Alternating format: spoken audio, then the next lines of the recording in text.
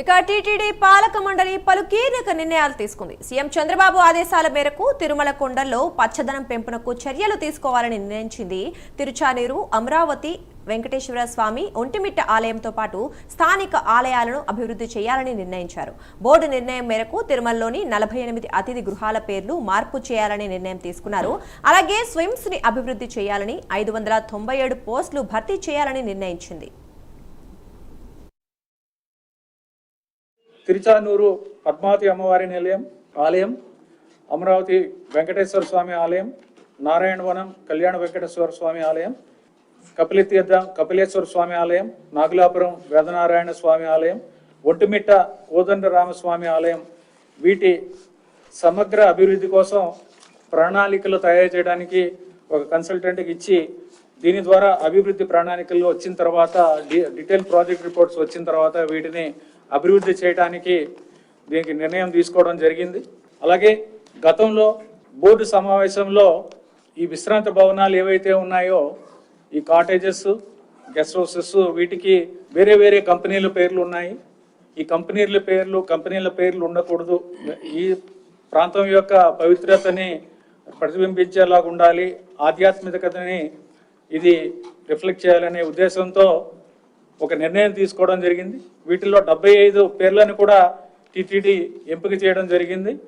ఈ నిర్ణయం మేరకు 45 విశ్రాంత గృహాల్లో ఈ భవనాల పేర్లు మార్పు చేయడం జరిగింది. ఈ స్విమ్స్కి ప్రతి ఏడాది 60 కోట్ల గ్రాంట్ టీటీడీ తరపు నుంచి ఇవ్వడం జరుగుతుంది. దాంతోపాటుగా 100 కోట్లకు మించి టీటీడీ తరపు నుంచి స్విమ్స్కి ఆర్థిక సహాయం వివిధ రూపాల్లో ఇవ్వడం జరుగుతుంది.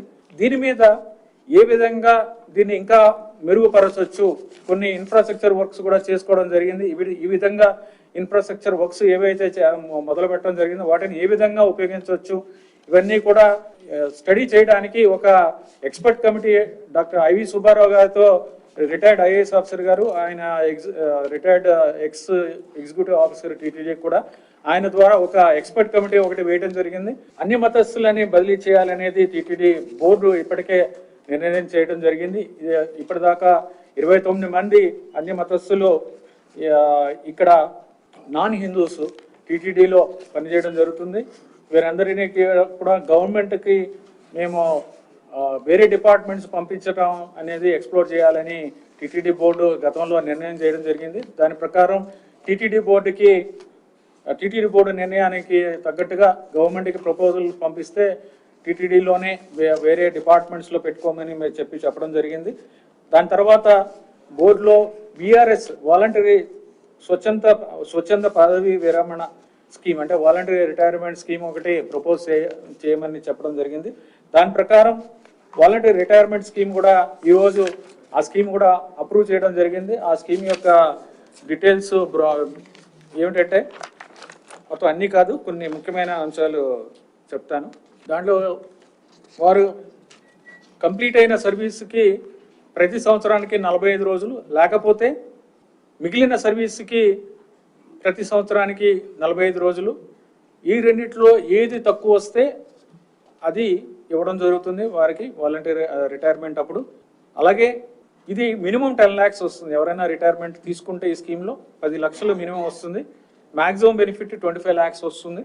అలాగే వారికి రావాల్సిన బెనిఫిట్స్ ఏవైతే ఉంటాయో, statutory benefits, pension, gratuity, leave encashment ఏవైతే రూల్ ప్రకారం ఉంటాయో అవన్నీ కూడా ఏదైతే అప్లికబుల్ ఉందో అవన్నీ కూడా ఇవ్వడం జరుగుతుంది.